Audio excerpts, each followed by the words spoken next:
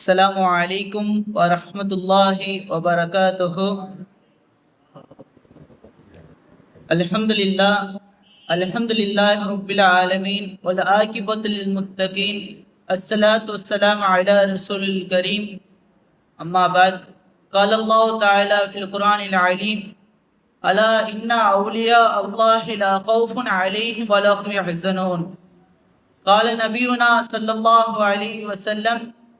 Man ஆதலி வலியன் பக்கது அதந்தஹு பில் ஹர்ப். அல்ஹம்துலில்லாஹ். அளவற்ற ஆளாளன் நிகரற்ற உடையமாகிய அல்லாஹ்வுக்கே எல்லா போல அனைத்தும் எம்பெருமானா ஸல்லல்லாஹு அலைஹி வஸல்லம் அவர்கள் மீதும் அவர்களை பின்பற்றிய உத்தம சத்திய சஹாபாக்கள், தாபீன்கள், தபா தாபீன்கள், நாதாக்கள், சஹதாக்கள், இங்க நல்ல மஜ்லிஸில் அமர்ந்திருக்கும் நம் அனைவர்கள் மீதும் என்றென்று உண்டாமல் நின்று நிலவட்டுமாக. ஆமீன். இன்றைய காலகட்டத்தில் ஒரு மனிதனுக்கு மிகவும் அவசியமானது ஆன்மீகம்தான். ஏனென்றால் இன்றைய காலகட்டத்தில் சூழ்நிலைகள் மிகவும் மோசமான நிலையில் இருக்கிறது. நீ அல்லாஹ்வின் பாதையில் செல்ல வேண்டுமா, நீ ஆன்மீகத்தை கையில் எடு. ஆன்மீகத்தில் சிறந்த வழிமார்கள் எத்தனையோ பேர்கள் இருக்கிறார்கள். 2 வழிமார்களை நான் உதாரணமாக சொல்கிறேன். முதலாவது நபர் ஹாஜா மொய்னுத்தீன் சிஸ்தி ரஹ்மத்துல்லாஹி அவர்கள். 2வது நபர் ஹாஜா குதுபுத்தீன் பக்தியார் ரஹ்மத்துல்லாஹி அவர்கள். ஒரு நாள் மதீனா நகர்ல ஹாஜா மொய்னுத்தீன் சிஸ்தி ரஹ்மத்துல்லாஹி அவர்கள் தூங்கிட்டு இருக்காங்க. அப்போ ரசூலுல்லாஹி ஸல்லல்லாஹு அலைஹி வஸல்லம் அவங்க கனவுல வராங்க. இந்த மாதிரி நீங்க ஹாஜா குதுபுத்தீன் பக்தியார் ரஹ்மத்துல்லாஹி அவர்களை போய் நீங்க முசாவா செய்யுங்க, அவங்கள கண்ணியப்படுத்துங்க, அவங்க மிகப்பெரிய அல்லாஹ்வுடைய இறை நேசராக இருக்கிறாங்க, மிகப்பெரிய நேசர் என்பதாக சொன்னார்கள். 1 நாள் இல்ல 2 நாள் இல்ல, தொடர்ந்து 40 நாள் அவங்க கனவுல சொல்றாங்க. அப்போ 41 நாள் ஹாஜா மொய்னுத்தீன் சிஸ்தி ரஹ்மத்துல்லாஹி அவர்களுடைய கால் 2மே பக்தாத் பக்கம் தானா இழுத்துட்டு போகுது. அப்போ அவங்க போறாங்க, பக்தாதுக்கு போறாங்க. போய் இறங்குனே ஹாஜா குதுபுத்தீன் பக்தியார் ரஹ்மத்துல்லாஹி அவங்கள பார்த்தோன்னே இவங்க ரொம்ப சந்தோஷப்படுறாங்க. உடனே அவங்கள கட்டி அணைச்சிக்கிறாங்க. அணைச்சிட்டு அவங்கள உற்சாகம் செஞ்சுட்டு பேசுறாங்க. அப்போ அவங்க பக்கத்துல இருக்க பள்ளியாசலுக்கு போறான்னு சொல்லி அவங்க கூட அந்த தோழர்களை கூப்பிட்டு போறாங்க. போய் உட்காந்து பேசிட்டு இருக்கப்போ ஹாஜா குதுபுத்தீன் பக்தியார் ரஹ்மத்துல்லாஹி அவங்கள்ட்ட பையத் வாங்கிக்கிறாங்க. அப்போ சொல்றாங்க, இந்த மாதிரி எனக்கு ஒரு கனவு வந்துச்சு. என் கனவுல ரசூலுல்லாஹ் நீங்க மிகப்பெரிய இறைநேசரா இருக்கீங்களாமா, அல்லாஹ்வுக்கு உங்களை ரொம்ப பிடிச்சிருக்கான், நீங்க அப்படி என்ன அமல் செய்றீங்கன்னு சொல்லி கேட்டாங்க. அப்ப அவங்க சொல்றாங்க, நான் ஒரு நாளைக்கு 3000 தடவை ரசூலுல்லாஹ் மீது ஸலவாத் ஓதுன்னு சொன்னாங்க. 96 தடவை 96 ரக்காயத்து என்னுடைய நஃபில் தொழுகையை நான் தொழுகேன்னு சொல்லி சொன்னாங்க. அப்போ சொன்னாங்க, அவங்களுடைய வயசு என்னன்னா 17 வயசு தான். அது ஹாஜா குதுபுத்தீன் பக்தியார் அவங்களுடைய வயசு 17 வயசு. இது அந்த சம்பவம் எப்போ நடக்குன்னா ஹிஜ்ரி 586ஆம் ஆண்டு நடக்குது இந்த சம்பவம். அப்படி ஒரு சில காலங்கள் தான் போகுது. அவங்களுக்கும் வயசு ஏற ஆன்மீகத்து மேல ரொம்ப ஆர்வம் அதிகமாகிட்டே போகுது. அப்போ அவங்களுடைய அன்னைகிட்ட போய், இந்த மாதிரி நான் பக்தாதுக்கு போலான்னு இருக்கேன் அப்படின்னு சொல்லி சொல்றாங்க. நல்ல விஷயம் தான் மகனே, நீ போயிட்டோன்னு சொல்லி அவங்க தந்தையை அனுப்பி வைக்கிறாங்க. சரி சொல்லி இவங்களுக்கு போறாங்க. பல ஊர்களுக்கு போறாங்க, பல நாடுகளுக்கு போறாங்க, பல பெரிய பெரிய அறிஞர்கள்லாம் பார்த்து சந்திக்கிறாங்க. அப்ப அங்க ஒரு அறிஞரை பார்த்து சந்திக்கிறாங்க.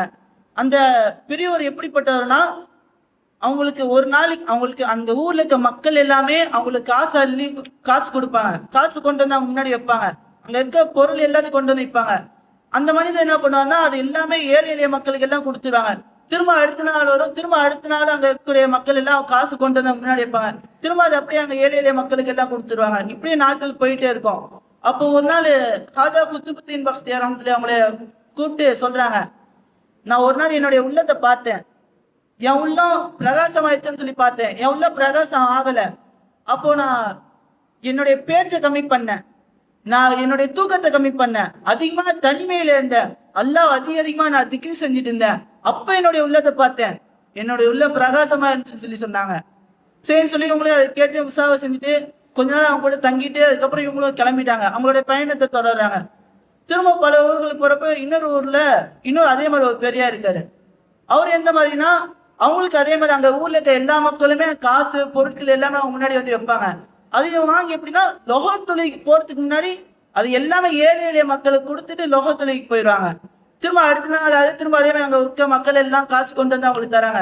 திரும்ப இவங்க லோகத் தொழிலுக்கு முன்னாடி அதை செலவு பண்ணிட்டு லோகத்தொழிக்கு போயிடுவாங்க. ஏழை எளிய மக்கள் கஷ்டப்படுறவங்களுக்கு தான் கொடுத்து லோகத்தொழிக்கு போயிடுவாங்க. அப்படியே போகுது. அது இல்லாம அந்த மனிதன் எப்படிப்பட்டவனா, ஆண்டுகள் முழுவதும் நோன்பு வச்சுக்கிட்டே இருப்பாங்க. தடுக்கப்பட்ட 5 நாட்களை தவிர மீதி ஆண்டு முழுவதும் நோன்பு நோட்டு கொண்டே இருப்பார்கள். நோன்பு திறக்கிறதுக்கு 4 பேச்ச பழங்களை மட்டும்தான் நோன்பு திறப்பாங்க. சரி, அவங்க போனோட்டி இவங்களும் அவங்க கூட இருக்காங்க, இவங்களும் நோன்பு வைக்கிறாங்க. அவங்க 2 பேச்சு பழம், இவங்க 2 பேச்சு பழம் வச்சு நோன்பு திறந்துடுறாங்க. அப்புறம் அந்த ஹாஜா குத்துபுத்தீன் ரஹ்மத்துல்லாஹி அவர்களை பார்த்து அந்த பெரியவர் சொல்றாரு, நீ ஆன்மீகத்துல சிறந்த வேணுமா, ஆன்மீகத்துல நீ உயர வேண்டுமா, உன்னுடைய வீணான பேச்சுகளை குறைச்சிக்கோ, உன்னுடைய தூக்கத்தை நீ கம்மி பண்ணிக்கோ, நீ ஆன்மீகத்துல உயர்ந்துடலான்னாங்க. நீ அதிகமா தனிமையில இரு, அல்லாஹ் அதிகப்படியா திக்ர் செய்ய, நீ ஆன்மீகத்துல உயர்ந்தலாம் என்பதா சொன்னார்கள். அப்போ சரின்னு சொல்லி இவங்களும் கேட்டுக்கிறாங்க. இவங்களும் இதுக்கு முன்னாடி சொன்ன நபரும் அதான் சொன்னாங்க. அப்போ நம்ம பேச்சை கம்மி பண்ணா, நம்மள தூக்கத்தை கம்மி பண்ணா, நம்ம அல்லாஹ்வுடைய பாதையில அதிகமாக செல்லலாம் சொல்லிட்டு இவங்களும் முடிவு பண்றாங்க. இல்ல நான் எதற்காக சொல்றேன்னா, இன்றைய காலகட்டத்தில் வீணான பேச்சுகளும் வீணான செயல்களும் தான் அதிகமாக இருக்கிறது. இன்றைய காலகட்டம் மிகவும் மோசமான நிலையை கொண்டுதான் இருக்கிறது.